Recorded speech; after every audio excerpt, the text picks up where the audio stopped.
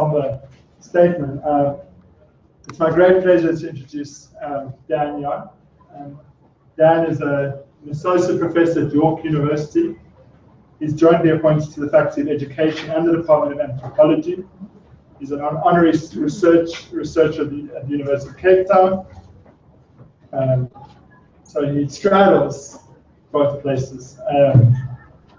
He was born in the island of St Helena, and after studying in the United Kingdom, he taught history and was a founding member of the Islands Heritage Society. He's also worked in post-independence Zimbabwe as a head of history at a high school, and then later as a lecturer and writer for the Curriculum Development Unit. Dan's research and teaching interests include school ethnography, anthropology of race and racism, diasporas and cosmopolitanism, and anthropology and film. He's the author of Elusive Culture, which is an ethnography of youth, schooling, and identity in global times. He's got 2 films, which come out of a larger ongoing project on the making of the South Atlantic world. Dan's most recent work focuses on aesthetics in the Apartheid archives. And those are our honors class. We're privileged to have a master session by Dan yesterday on filmmaking and respective methods, and I'm sure that all accounts it was a wonderful session. But today he's going to talk to us on maritime critique, ambivalence, and the issue of race and belonging under apartheid, the case of St Helenians in South Africa. Thanks, Dan. 45 minutes, and then we'll open it to the floor. Thank you very much, Bernard. Thank you for inviting me.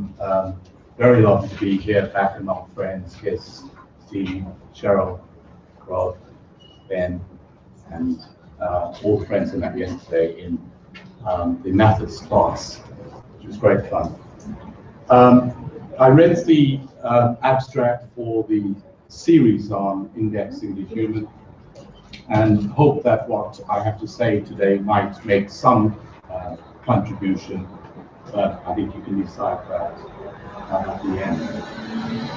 The talk I'm going to give is not the talk that I thought I was going to give when Bernard and I first talked about this possibility.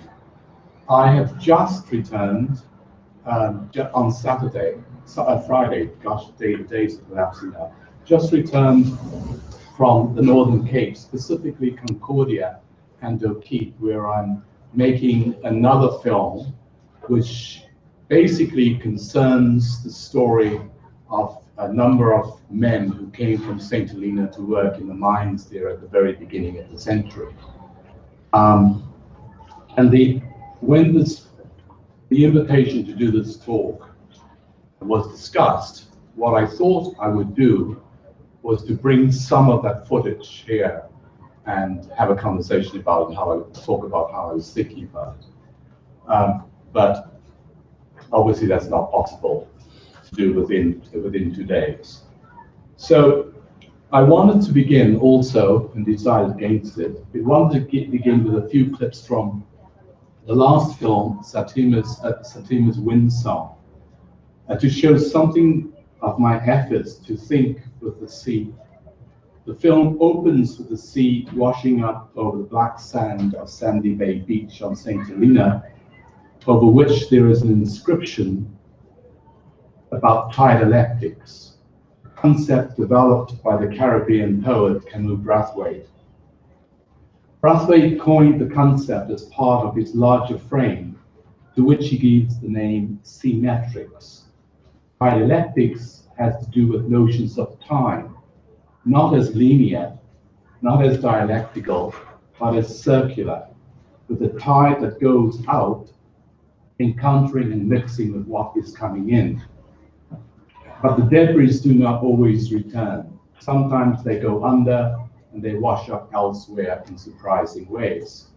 So dialectics in the film becomes not only about time, but also about dispersals, about hybridization, creolization, all of which is mediated in this work through jazz and the sea. So it is as much about space as it is about time.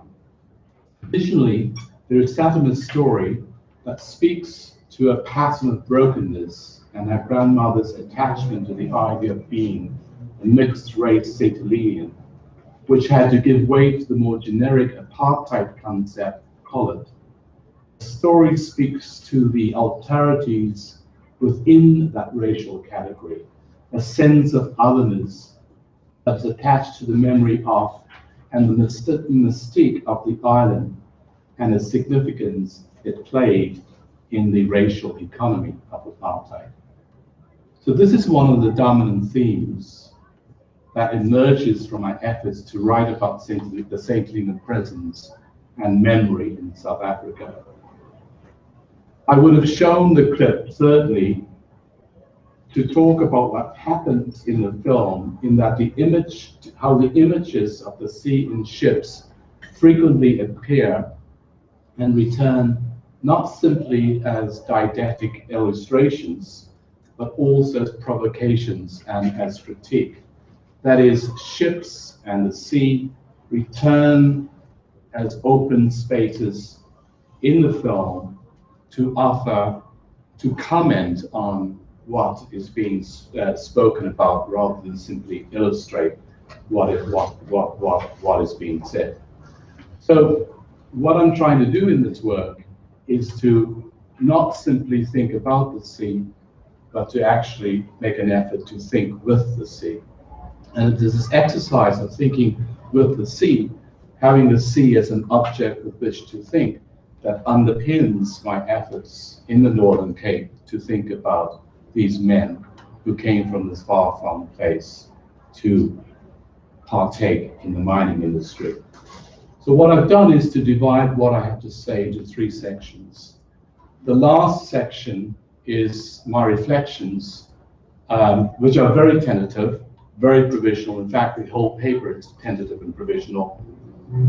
I noticed, I read an earlier article that I wrote related to the subject of race making and place making in South Africa, and I realized I was then writing that it was provisional and tentative. So it's going to continue to be provisional and tentative.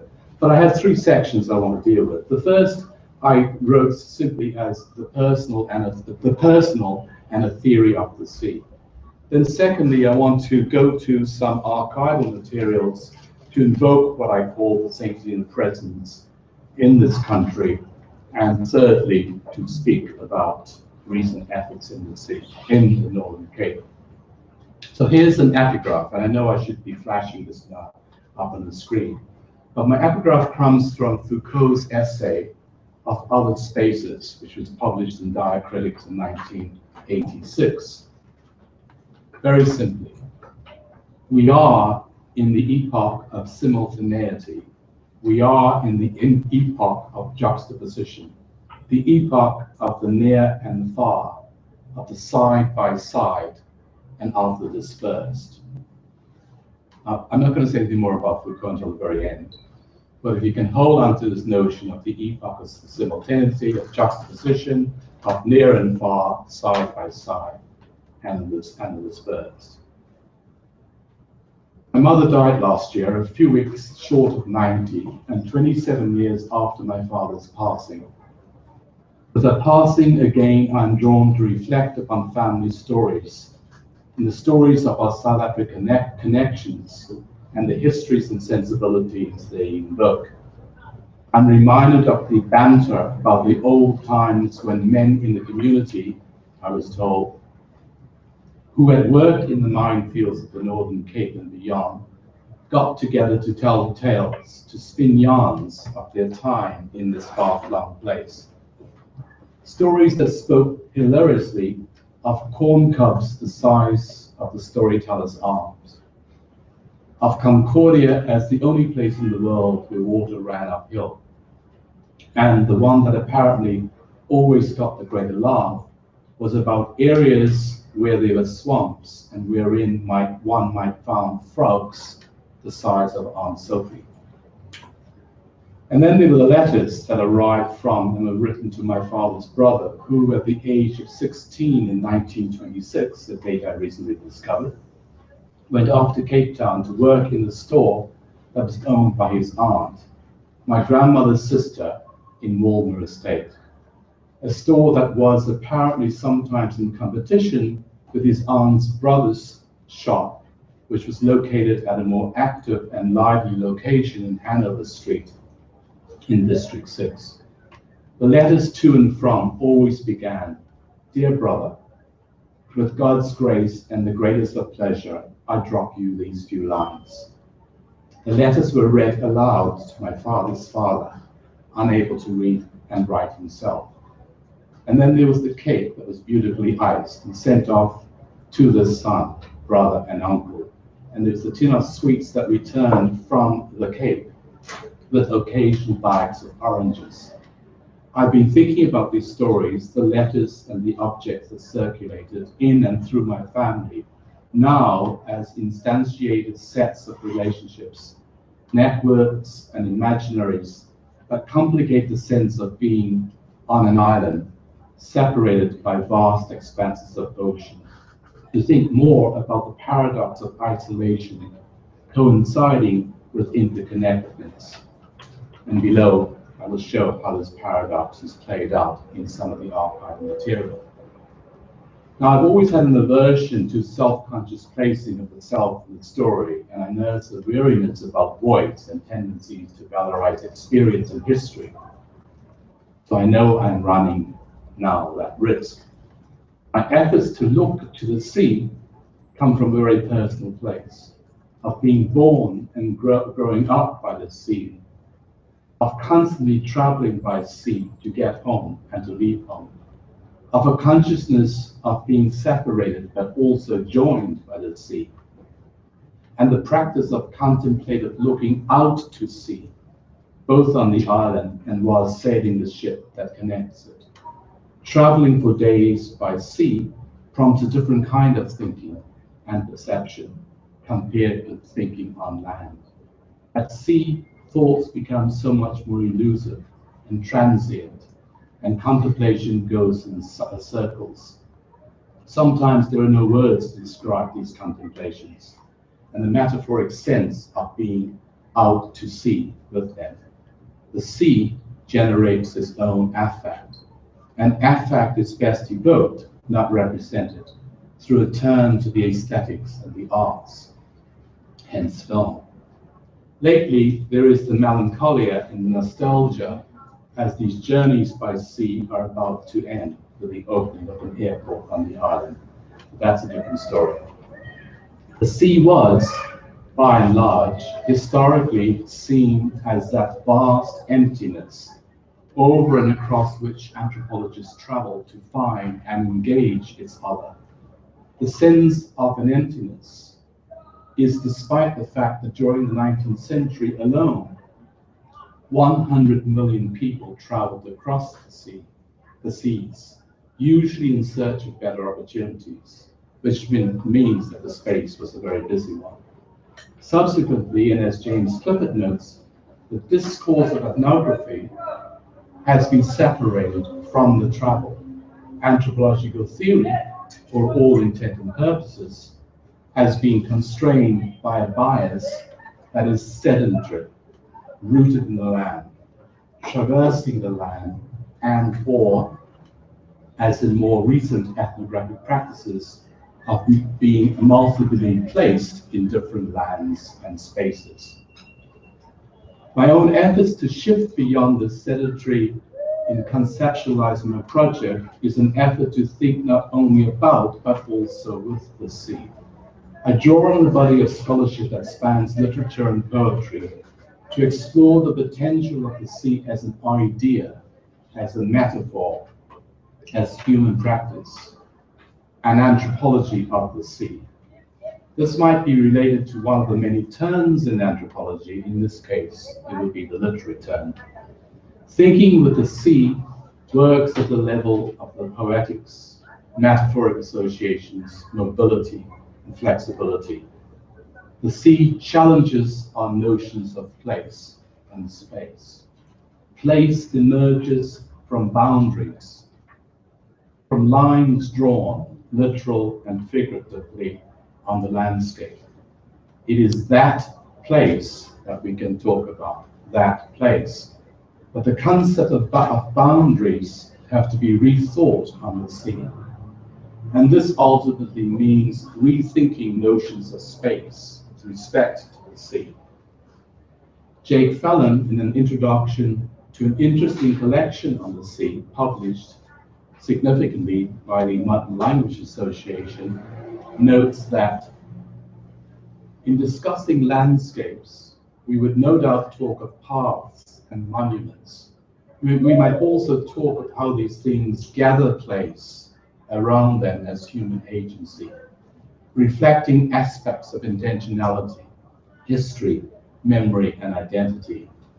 What is there for us at sea then? Nothing but a boat, one's body, and endless waves, hardly deserving of the title place. It would seem denied of all landmarks. The only sea marks are those that are not part of the sea, but those that do not belong. The only sea marks are those that are not part of the sea, those that do not belong to it, but mark its borders. Yet the sea is not a neutral, blank environment, an empty space, a liminal period. End of quote.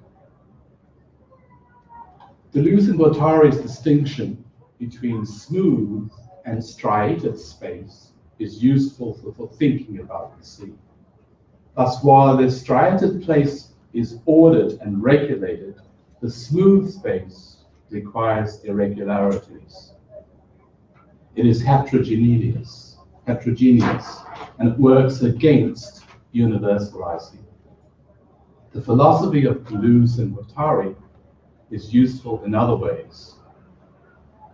Take their use of, and I assume now familiar, metaphoric use of the rhizome to challenge the more common image of the root or roots as something to map histories and identities. Roots connect points and define histories, often in evolutionary and linear manners. It is about getting back to the roots, as in the trope that governs Judaic and Christian thought, back to the beginnings. And I think perhaps more recently in particular cultural essentialisms. In getting back to the root, we must remember the need to discard the entanglements, the messiness, the contradictions, the intrusions, and the multiplicities, all of which I want to retain. The image of the rhizome, or the bulb, or the tuber, in contrast, spreads outwards, growing multiple shoots and offshoots, connecting different points with another. Roots are vertical and hierarchical. Rhizomes make connections, sharp lines between different multiplicities. So following the rhizome metaphor, the self is always about becoming, as a process of moving between these rhizomes. The self is not a static entity, as in being, but rather the self is in flux. In bringing the sea to the sense of becoming, currents and water and thought combine. Again, writes Fallon, identity is liquefied. Thoughts flow off. Being is swept away by movement of water, and life is borrowed from the sea. The fluidity of the sea allows a fluidity of being, such that being becomes becoming. The movement of the sea denies polarized categorization.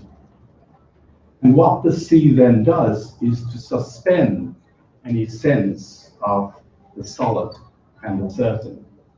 And for Deleuze and Guattari, the aim of philosophy is to create new concepts. The power of the arts, like films and literature, should not be simply about representing a pre-existing order, but about making new connections and new becomings. And I'll say something about that with respect to the Northern Cape in a few minutes. Similarly, creating new spaces is about moving from one point to another and becoming something outside of the two, the one from which one has moved and the place to which one has moved. This is akin, I think, to what is gestured towards in Homi Bhabha's idea of the third space, which is more than a sum of the parts through which it is constituted. The sea and its movement expands the concept of place. It generates dwellings in movement. It deterritorializes the grounded and the static nature of categories. Again, following Deleuze and Guattari, Fanon suggests that the fluidity of the sea should be used to broaden the scope of phenomenology beyond the experience of a lived body in place to a sense of possible, imagined, and changing bodies and places. And here, thinking about the Northern Cape and the value and work of art, you know, I'm drawn to think about the incredible work of Alfred Henkel, who was one of the founding members of something called Jazz Art in Cape Town that closed down a few years ago. And the kind of work he's doing in effectively imagining changing bodies and places. Ian Chambers, with whom I have a great deal of admiration, makes the point this way. It is compared to a mere epistemological tool, the liquid insistency of the sea can provide ontological criteria with which to reconfigure the theoretical prison house in which we often seem to be held. So I'm asking for big things here, right? Processes and events thicken, deepen, and they acquire significance once they flow free of a precise a priori. Now, there are no visible paths or lines of direction of the sea, but there are numerous routes, R-U-T-E-S, that are determined by winds and currents that are deeply inscribed as memory. This is perhaps illustrated in the well-cited poem by Derek Walcott. The title is The Sea is History. Although it is a longer poem, it is the first few lines that are frequently cited in discussions and analysis of what Walcott is wanting to say. And you can see what I'm trying to do here. I'm sure you can see, but just at the expense of repetition, and really trying to utilize these poetic and literary tropes to open up a way of thinking with theory. So here are a few lines from Derek Walcott's poem, The Sea. Where are your monuments, your battles, martyrs? Where is your tribal memory? Sirs, in that great vault, the sea. The sea has locked them up. The sea is history. Walcott's The Sea invokes the Middle Passage. In other words, he talks about the white sands that link Senegal and San Domingo, and how the crushed bones have been locked up in the sand. So I borrow the idea of maritime criticism, maritime critique, as I said in the title, I think, from Ian Chambers. Sorry, just to get back to the sea as history. You can see in this poem, you know, it partly is a critique of, I'm not sure of the timing, but it might be a critique. I see it as a critique of V.S. Naipaul's claim that there's no history in the Caribbean. And Walcott gives us this incredibly powerful metaphoric invocation of a history as something that's locked up in the sea. I borrowed this idea of maritime criticism from Ian Chambers, who writes about being, quote, opposed to dreams of systemic order and the assurance of canonical convictions. He therefore coins the term maritime criticism, quote, to set existing knowledge afloat, not to drown or to cancel it, but rather to expose it to unsuspected questions and unauthorized interruptions. Still with me? Okay. So what I want to do, having shown you a sense of where the thinking comes from, and as you can see, thinking about and with the sea is not a thinking that produces a theoretical frame into which our nomenclature, our data can be fixed. It is, as in the work of art, it becomes this object to comment upon and to break us free because of its wateriness, because of its liquidity, because of its depth, because of its endlessness, because of its inability to be able to contain it. It is to help make us free of the theoretical constraints that conceptual frames often impose upon us. So I think my aspiration is to thinking with the sea as a liberatory exercise in thinking about making film and hopefully writing about it.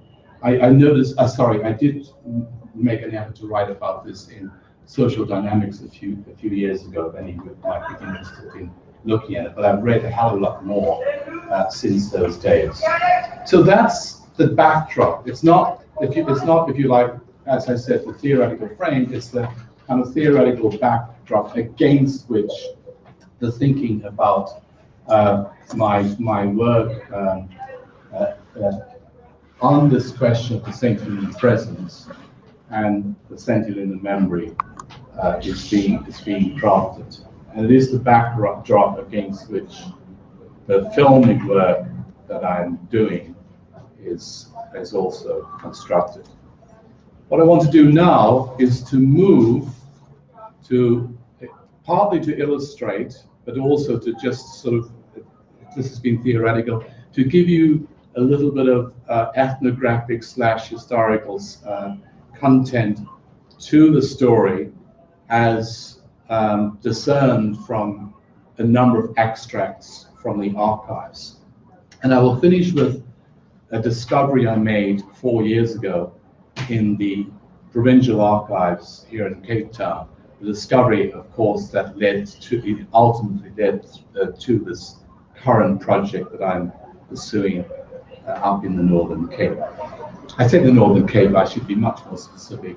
The copper mining towns of Namibia, O'Keefe, Concordia, and the port of Port Nolloth that linked, through which the men travelled, and out of which the copper was exported. So I have a host of extracts from archives, a whole lot of material here. I'm going to sort of resist reading. Obviously, I will not read all of them.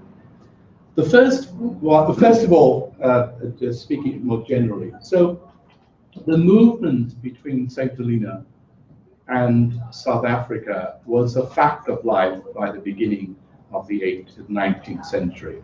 And it achieved new momentum once the Cape was taken in 1807 during the Napoleonic Wars by the British, such that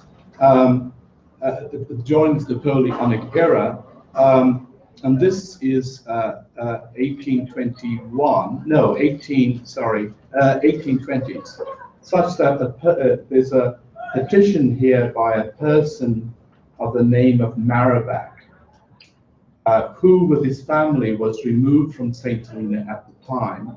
Sorry, this is coming from the Governor of the Cape to the Charles Henry Somerset to the Governor of St Helena. A person by the name of Maribach, who with his family was removed from St Helena at the time when all foreigners were ordered to quit. That was when Napoleon was banished there, 1815 to 1821. Maribach had represented himself to me and his wife, brackets, a woman of color, who is a native of St Helena, that pointing out that they have property on the island. She has applied for leave to return to the island for the arrangements of their affairs. I have not thought proper to accede to this request without previous communication with Your Excellency, but I have apprised the parties that I should refer the case to you, and herein enclose a certificate from Mr. Pascal in proof of the orderly behavior of the individual in question. Always ending with, I am the honor to be, sir, Your Excellency's most obedient servant. I can remember my father writing in that manner about being your obedient servant. Here is an extract talking about the mines in the Northern Cape. And my point, personal points I made at the beginning about these circulations that were occurring, and these sort of the simultaneity that Foucault is actually talking about. Here is an extract from a very long extract that was published in the St Helena Guardian on the 9th of May, 1872. And it is someone who had left St Helena, now working in the diamond fields and writing home. We are, on February the 25th, at the long-looked-for diamond fields. After a good bathe in the Vaal River, which is a splendid one, with trees along the banks, we started for Du Toit's Pan, where we arrived about noon. We were amazed to see such a large city, about 5 times as large as Jamestown, that's the capital, St Helena. Nearly all of the habitations appeared in tents, in the shape of small cottages. But when we arrived into the town, we found some fine buildings and streets, about a half-mile long, twice as wide as Main Street in Jamestown. The new Rush diggings are just at the head of the town. The whole of the diggings are about the size of Francis Plain. The place they dig at is a wonder. Some excavations are as large as Plantation House. I have traveled 1,000 miles since I left Cape Town, but we are all quite well here and happy in the St Helena mess. A party of St Helenian carpenters walked up from Cape Town a few days ago to the diggings. They've got employment immediately at 12 shillings a day with tools and food found. I wish some of the St Helenian boys I know were up here. They would get higher wages and be greatly preferred, and this is terribly offensive, greatly preferred to the stupid, lazy Kaffirs. We, next sentence, we of the Church of England have a nice little church at the Rush. Then take another account in the same month, May 1872. The partial lament, what I'm trying to gesture towards now is the development of a discourse of emigration and immigration, which is quite inflected by discourses of race and class and Britishness. In the course of the present week, 2 vessels will have left for the Cape of Good Hope. with such numbers of passengers on board as to seriously diminish the total amount of laboring population of the island. Now, while we cannot blame any of the immigrants for choosing to try their fortunes in another country rather than remain to suffer a gradual process of falling from the conditions of respectable laborer, mechanics and servants, that of mere paupers, we yet cannot refrain from lamenting the fact of such an exodus, and still, in spite of all present appearances, fondly hope that those who remain may yet see a better future for them.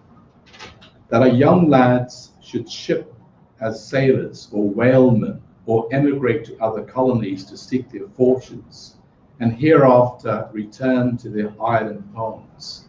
That our young girls able and willing to work should be glad to get an engagement to lead to respectable lives as domestic servants at the Cape, with such a class, where such a class is wanted.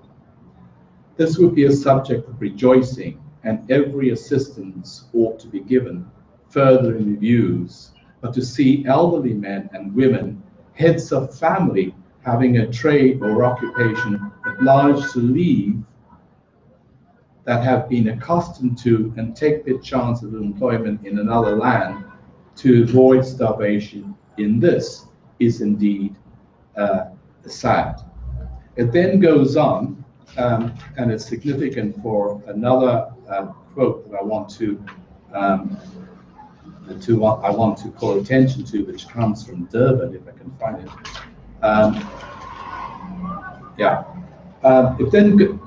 It goes on. Okay, very briefly, it goes on to talk about the 50 or so Negroes who were chosen to work the copper mines in the Maculand. This is not the group that I'm talking about. Now, it's interesting this inclusion of this concept Negro in the latter part of the 19th century, because a very different discourse of race prevailed or didn't prevail before the 1840s. And this is a reference to the setting up of the Vice Admiralty Court on St Helena in the late 1830s, early 1840s, where ships still trading in Africans who were being sold into slavery, ships were captured in the high seas by the British Navy and brought into St Helena, put on trial, and the captured people were released, and some of them decided to stay.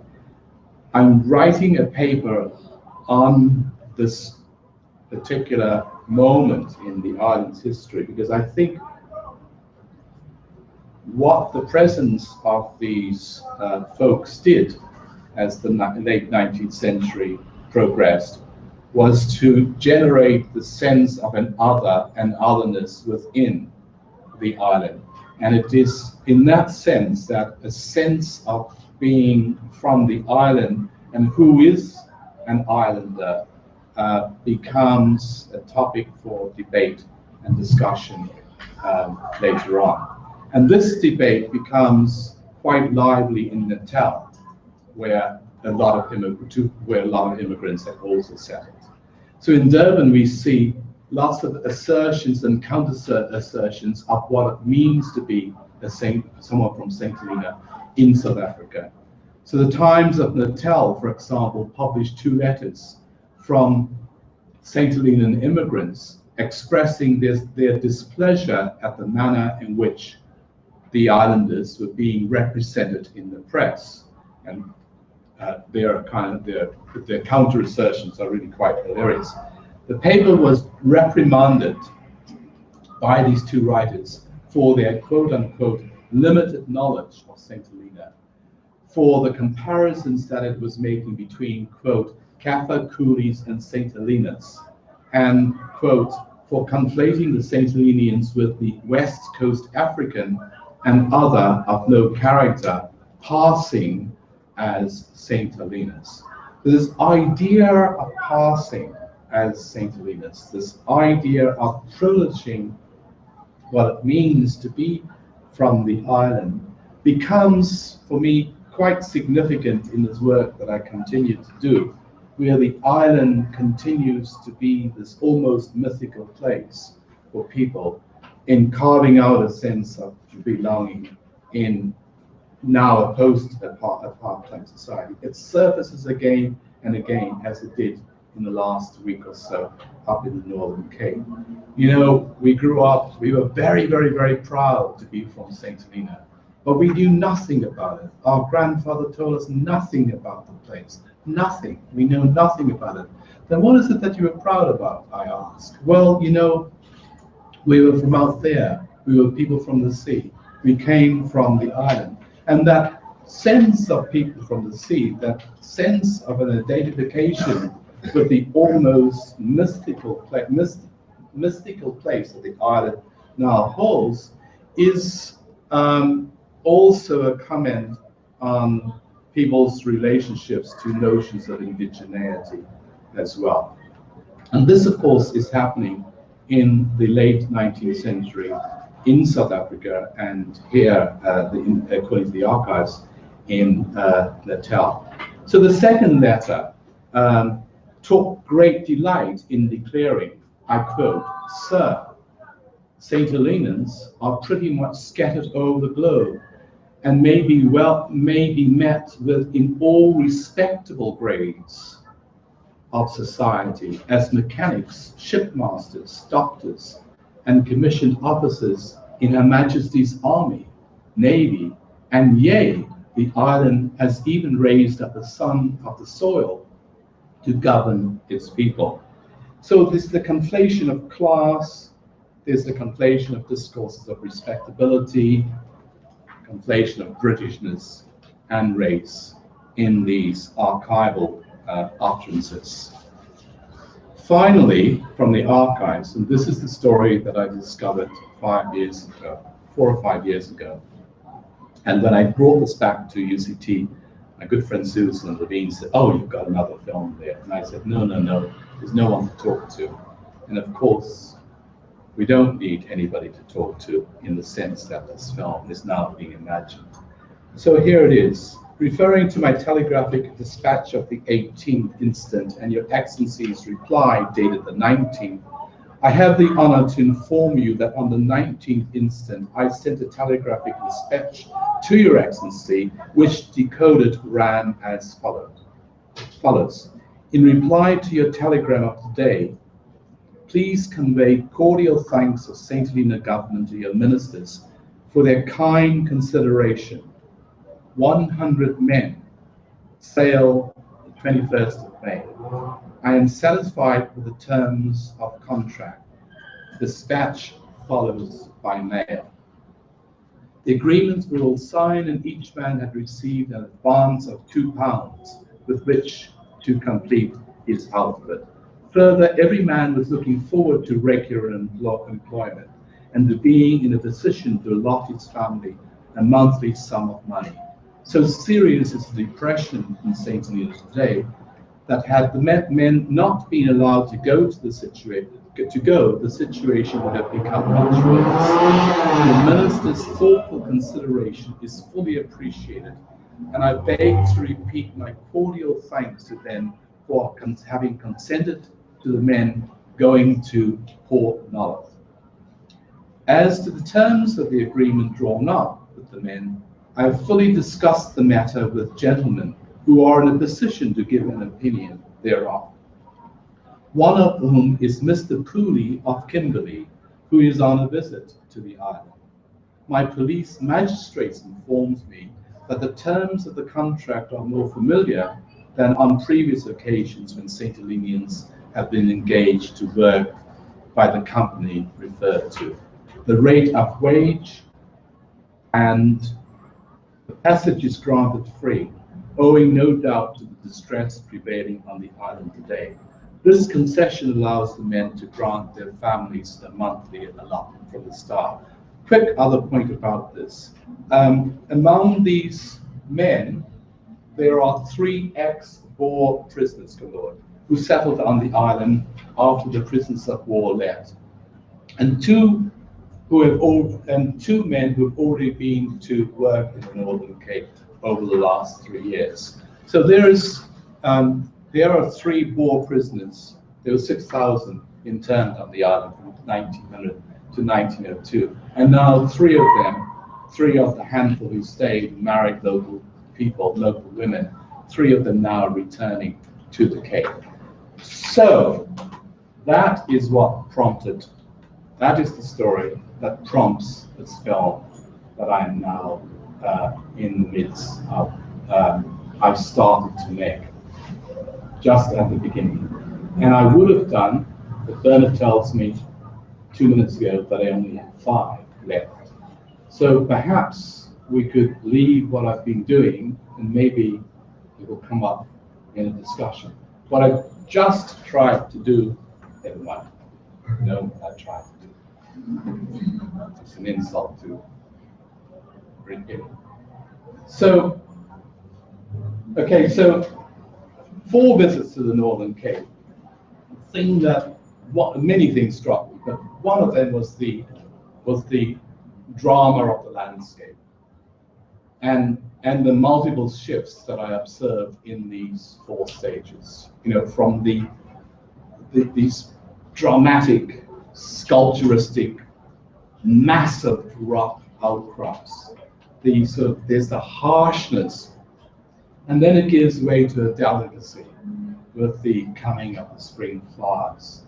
So, you know, this constitutes, in the Deleuzian sense, a smooth space that is sort of distinguished for its irregularities, its expansiveness, its heterogeneity, and the difficulties of universalizing it. And then the heterogeneity and diversity is evident or imagined in the coming together around the minds, people of the sea, the mixing of multiple languages. And then with respect to these questions of people of the sea and the attachment, sometimes, never mind about the adjective, but the attachment to the place. So I spoke about a sister, 2 sisters, who were very proud, but knew nothing about the place of which they're very proud. And then there's the grandmother, not of the sisters, but of someone else who dressed every Sunday like the Queen and made sure she puts out her china in a fashion that she imagines the Queen doing so. There is the ruins of the mines and the legacy of those mines, the industrial pollution, the scars on the landscape, but not as paradox, because in that industrial pollution, in the horrors, there's also some beauty in the colors that have been produced and some of the formations that have been also produced. And in all of this, after 4 visits, there is a sort of sense, there is an excitement among the people with whom I work for the project, the interest and the passion for the project, and the potential, I think, for what I was talking about earlier as new becomings, which Deleuze talks about in the way he talks about art. Of people here getting excited about some sort of revival of identity, the possibilities of new rhizomic connections. Then there's the cemeteries, where you know there are these inscriptions that advertise the St Helena origins. And 2 things I want to say in terms of these kind of interruptions. So, following an incredibly beautiful and touching interview with one grandson of one of these men who came in 1907. Beautiful, beautiful interview on camera, in which he produces his cell phone, on which he has a recording of his father who is literally dying, singing a little ditty from that particular era. And then the same guy produces what my cameraman and I referred to as the Fellini, as in the film director, the Fellini moment. And what he wanted to do was to have a celebration or a commemoration of his father's passing. And he thought he would, this is to also coincide with his dying father's, very old father's birthday, which was coming up that week. What he thought he would do was to get the family together and go to the graveyard and clean the grave and place some flowers on it. So, and this all would be filmed. We were there ready for the arrival, and to our surprise, 3 cars turned up, people poured out of all ages, obviously dressed up for the occasion, and the person who'd given the beautiful interview the previous day turned up with this Mexican, massive Mexican sombrero sort of out here, and there was wind, and he carried this piece of paper which gave the date of his father's passing, and a vase of flowers to place on the grave. And so he was sort of caught having to protect his hat from the wind and protect the vase from falling and breaking at the same time. It's just one of those kind of seemingly absurd interventions in the larger story that we're mapping. And finally, but I think importantly, the didgeridoo. My primary, I was going to say informant, but that's old school anthropology. My primary my primary research assistant up there is a wonderful, wonderful artist who paints, but he also is a musician. He plays the drums, but importantly for me and my project is that he plays the didgeridoo. And so in this place and in this space, we are using, I hope I will use, I've certainly spent a lot of time doing recordings, I hope I will use the didgeridoo just to sort of invoke this. The didgeridoo is this instrument that invokes the dream space. And it is really invoking, it's the dream space, and it's a sort of sense of what happens after. So this is not about continuity, this is about hybridity, this is about heterogeneity. And it is about, I think, I did say, I would say, give the last line to Foucault. Am I able to do that? It makes this place, what Foucault, I think, describes as the heterotopia. And I say I think because he actually, has a dozen ways of talking about the heterotopia, and really anything could be heterotopia. But enter the didgeridoo into this space. Heterotopias have many different traits, and Foucault concludes his essay by describing the 2 extreme types, brothels and colonies, and their relationships to ships.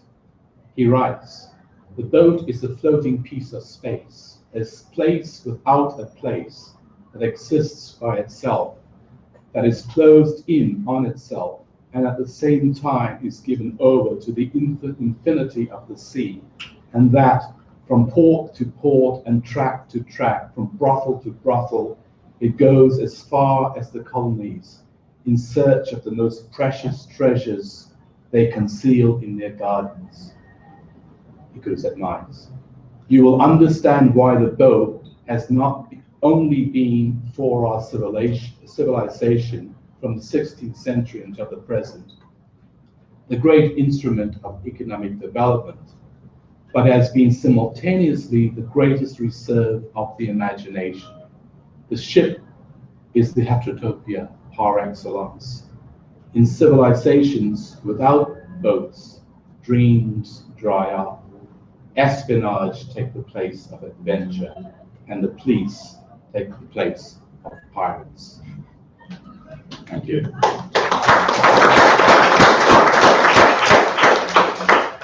So thanks, Dan, for that very rich talk. I think there are lots of strands for people to pick on. So as is customary, we take 3 or 4 questions to start off with. And there's the pen if you'd like to take notes. I see Cheryl's hand. I'm looking for others. Cheers. Cheryl, do you want to start? Cheryl. Thanks, that was very evocative, and I would like to talk to you some more. I mean, I'm wanting to do some work on the career as a cosmopolitan space, and a lot of what you're talking about obviously speaks to that in all sorts of different ways, so it would be very nice to, well, I know you're coming back, but to actually find a way to continue the conversation. I also just throwing out some of the ideas that have just been sparked around the sea, and to what extent you might be interested in working with. The Karoo, of course, is an ancient seabed, and if you start thinking about that landscape as an ancient sea, it just, I mean, it's evocative, I suppose, in terms of some of the things thinking about as well, and the the difference between the sea that you're working at the beginning, where you're trying to think with the sea, etc., and then this fixed landscape that you're also talking about later, and if you're starting to think about that as an ancient sea. I think there's quite a lot to play with metaphorically that will be interesting. But my question is a bit more sort of prosaic, perhaps. It's around the identities of the people that you are talking to now, and the descendants, as I understand it, of those 100 St Helenians who came, and how the kind of identities that they are invoking in the Northern Cape, in South Africa, in relation to this mythical island that you're talking about, and that kind of sort of hybridity, but they also, you talked about intergenerationality. I can't remember how you were using, but that sort of discussions around indigeneity, of course, within the Northern Cape, in relation to Nama, Khoisan, and identities and resurgencies, and how these people might be relating to. Right.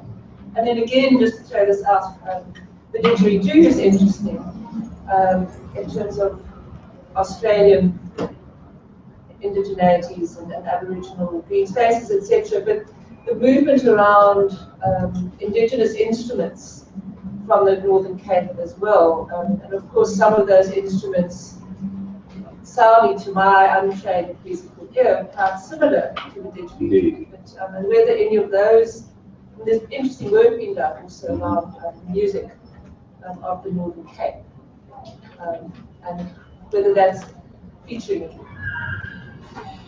Yes. Thanks, Cheryl. I'm still looking for a couple of hands. Okay, I also liked a lot what you were saying, and this idea of thinking with the sea, I think, is very attractive. My question is about how this is received by the people that are not necessarily thinking theoretically, like you are doing here, and what does the ambivalence relate to in the title? I'm thinking, for instance, of the people in the ship, in the boat, where there's a lot of hierarchy and that people have categories that they take with them, although they are at sea. And how this worked on the factories and the mines, where it was these fixed identities, whereas you invoke these ideas of fluidity and so on. This is merely your analytical perspective, or how do you sell this in your film to people who relate to this? You've worked formally in heritage, so the tension between roots and roots. Could you say something about that? I'll try. Sorry, I don't know your name. Ashley, thanks, Ashley. You mentioned again, I spoke more of Foucault, when you talked about the epoch of juxtapositioning of the near and the far. And then, so I was looking in terms of also that you mentioned the sea as a denies almost the polarization of categorizations. So and then so in that process, then how is it that in terms of the identity or formation of the people, that they could come up with such a sort of a rigorous denying of the othering almost, by the way they identify themselves? You mentioned that they're proud of themselves, but they don't quite know what they are proud of, in a sense. How do they come to that in a sense? Because I see for me, there's a tension there that I find some sort of place there. Absolutely. Sure. And it's a tension, I'll go to Cheryl's first, but I just want to say it's a tension that absolutely, you're both right, that I want to always retain. That's always, yeah. Okay, Karen, Cheryl, thank you so much. I'm going to have to introduce you to my field assistant and facilitator and didgeridoo player and painter and everything else at some stage. And I'm, of course, very interested in your cosmopolitan Karoo. But the question really has to do with identity, which is partly also related to Kess's question. I use the concept of the racial economy of apartheid. What we have to keep in mind is that people coming from the island come from a place where there are no categories. It's interesting, I was talking to someone in the post office a few weeks ago who had been to St Helena, and the thing he liked about it was that there were lots of collards. I said, what?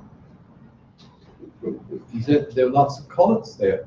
I said, did you tell anybody they were colored? He couldn't understand the question. So he thought this is a category that actually traveled, that you could universalize. And of course, it's a very peculiar category to this part of the world, right? So people come from that context. Despite what I said earlier about the presence of the liberated African towards the latter part of the 19th century, which began to constitute a sort of sense of an other amount. But by and large, people come from a context which is free of categories. And people going there from South Africa today still find this really quite odd that these categories don't work, don't exist. But there are, and many of these people would have been working class folks who were coming to work on the mines or domestic employees or whatever. But the smallness of the place means that whilst they are of working class, they rub shoulders with people of class. Now here's where some photographs would have been useful, where I could have shown you folks on the island, dressed in particular ways, and you can imagine certain social practices associated with that.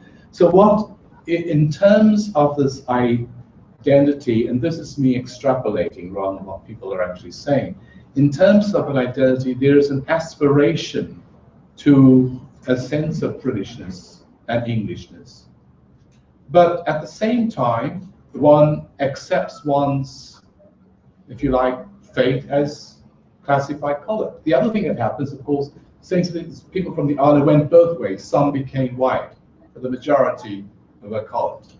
When the association, St Helena Association, was formed in 1913 here at Woodstock Hall in Cape Town, I looked at all the officials on that list, and all of the officials would have been established white citizens of this country. Saul Solomon, who started the Cape Argos, was from St Helena.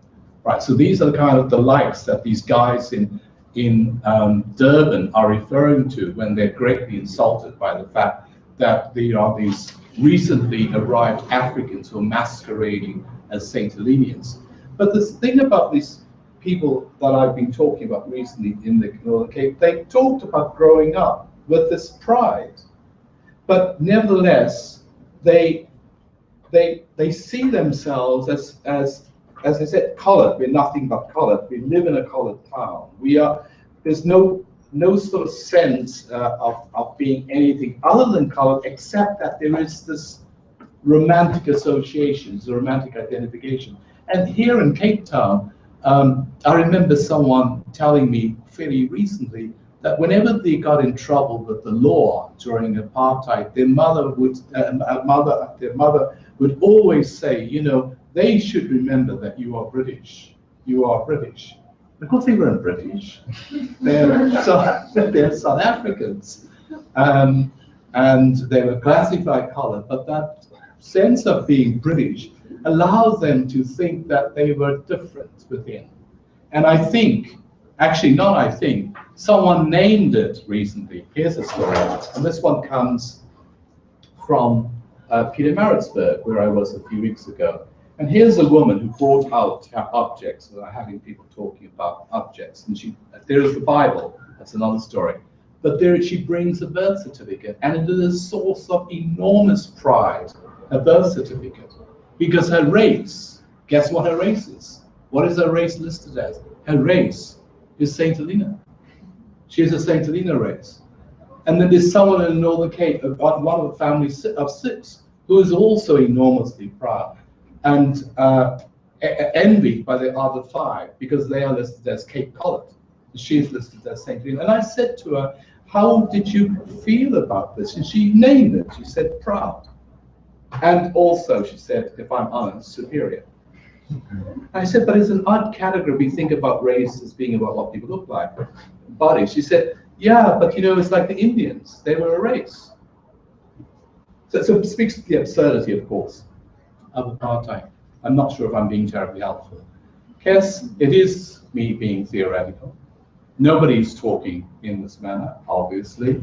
It is my film, not theirs. That's always the thing, right? I'm not making any claims to be representative. I'm actually taking comfort from that, from the theory I'm working with, reaching for new becomings rather than. But I will say that, and it's a repetition of what I referred to in the introduction, is that let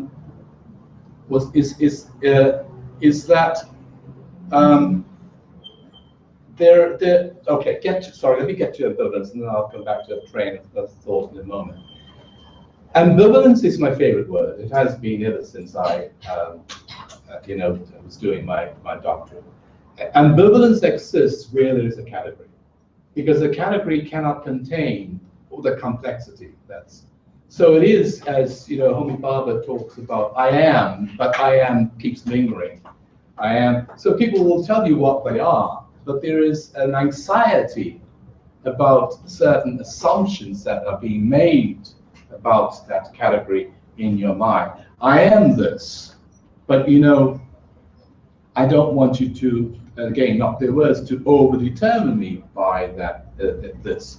So the bottom line is that where there is a category, the category cannot satisfy all, so the category inevitably produces ambivalence. And hence the tension that I want to retain. I always want to retain that tension, not resolve it. Now, again, writing about this stuff, you get people coming into a lecture or a seminar saying, oh, but they're wrong, they should make up their minds. They want to be this, they want to be that, they want to be the other. Look, it's about the complexity of how we live, and we live our lives very contradictorily. We live our lives ambivalently. We live our lives in ways that, with conflicting desires, etc. Did I address the questions? Foucault. Oh yes, and the categories. Have I addressed the question? But typically, all right. You come back to cases. You stopped. Yes, I did stop, and I've completely forgotten the train of thought. Isn't it awful? Do you want to remind me, Chris? No, please. No, I think this is fine. We spoke about ambivalence and how representation. We could say something about heritage, perhaps, and right. Yes. Yeah. Yeah. On the question of heritage, one again has to be. There is a delicacy. There's a path that one has to, because there are people who are proud of the fact that their father worked in medicine, and they even grew up believing he was a doctor, but he wasn't. The marriage certificate lists him as laborer. So there is an imagined heritage there that you don't want to correct people. But there is huge interest now. I think increased interest in this place. I really want to go there. There's so many people who tell me they really want to go to the island to discover my heritage. Right?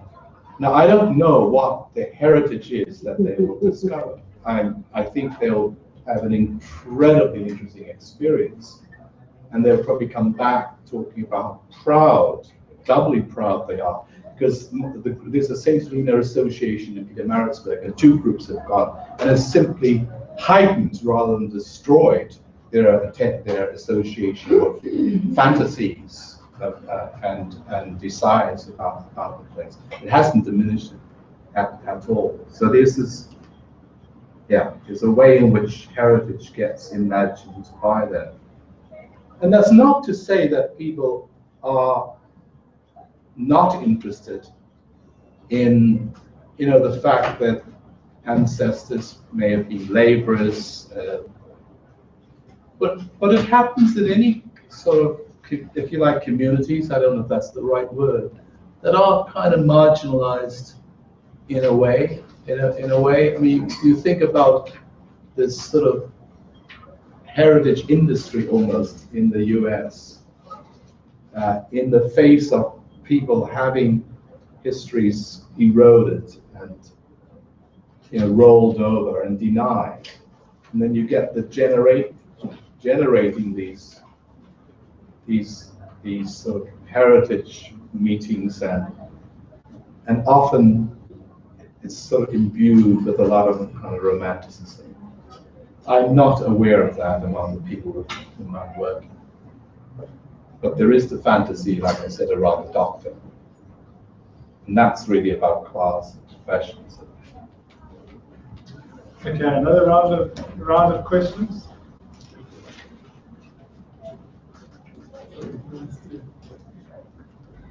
Thomas? More hands? Go ahead. Yeah, thanks for a great paper. I really loved the dreaminess of it, of the working between these different registers of thought and description. And I was just thinking that I used to be ambivalent, but now I'm not so sure. You used to be ambivalent. This joke, but I'm not so sure anymore. Got it. But no, one of the nice things I think that your material offers us is almost like a provincialization of race as we know it here. And so I was kind of interested in your use of Deleuze and Guattari, because it's and thinking with the C, because it offers up a minoritization almost, as you say, these deterritorializations that are important for us in this political moment. But I'm wondering about the limits of that, the other side of that, which renders, so the image of inundation and total dissolution, which for Deleuze and all those guys, they would love, let's just let go of these identitarian kinds of fixities. And so I'm just wondering how to think, so all your material is very rich, and you've offered us great ways of thinking it, but just to extend that thought. I'm listening very intently, but I'm looking for something, because I think that's something that partly answers the question. Great. So my question, I guess, is about how are we to think what you're doing in relation to that history? So I'm thinking of islands of history and these particular people. So Marshall Sargent wrote this famous book, Islands of History, and try to think about structure, but also the particular actions and intentionalities of particular people in history. But it's almost like we're reaching across a vast ocean of time to this 19th century, which are offering us a route, as it were, through the Karoo, Northern Cape, to get there. This dry land of which you want to inundate, in a sense. And I'm wondering, with Deleuze has this great obsession with Bergson and thinking time, peaks of present and sheets of past. How might we think about our contemporary? So to ask the unaskable, how can we generalize beyond the particularity of St Helena into our pressing questions that we have in Stellenbosch, for example? Bernard was invoking this violent incident the other day. Sorry. Yeah. I'm curious to know the choice you made to use film in your sort of exploration of these ideas, your exploration of these places. Because I mean the film inherently has quite a linear quite a linear model in terms of when you experience the watching of the film, the sort of beginning to end, the following of the narrative. And I'm just curious as to, are you, use of filmic devices, are you playing with those ideas, with time, with space, with, exploring how you speak about the sea in a similar way? Do you sort of translate that exploration of the sea and the idea of the sea in your use of film? Like, how do those two have this sort of theoretical understanding of this hybridity, of this sort of ambiguity, of this ambivalence? How does that translate? And is that something that that you pay attention to? Is it more about those sort of exploring of those themes within a very structured and linear model that you were looking at? I'm just curious as to your use of that. One more? Okay, Thomas, it's a big question. So. It's a huge question that gets repeated. I hasten to add, not simply here in South Africa. It repeats itself in Toronto endlessly, so I think it's not the same question, but there are elements of the same concern in the question. And I get it in grad seminars as well. So I rushed to a bike with something because I think I have something that can help us to think about this. Let me just read what it is that I wanted to sort of think about. This comes from, this is a quote at the back of the book from the actual book, Elusive Culture. And it's an extract from a conversation with an incredible student whom I got to know quite earlier on in my year-long research in this particular school. And she was an incredibly active, politicized, radical activist in the school who was quite influential in founding something called the African Queens.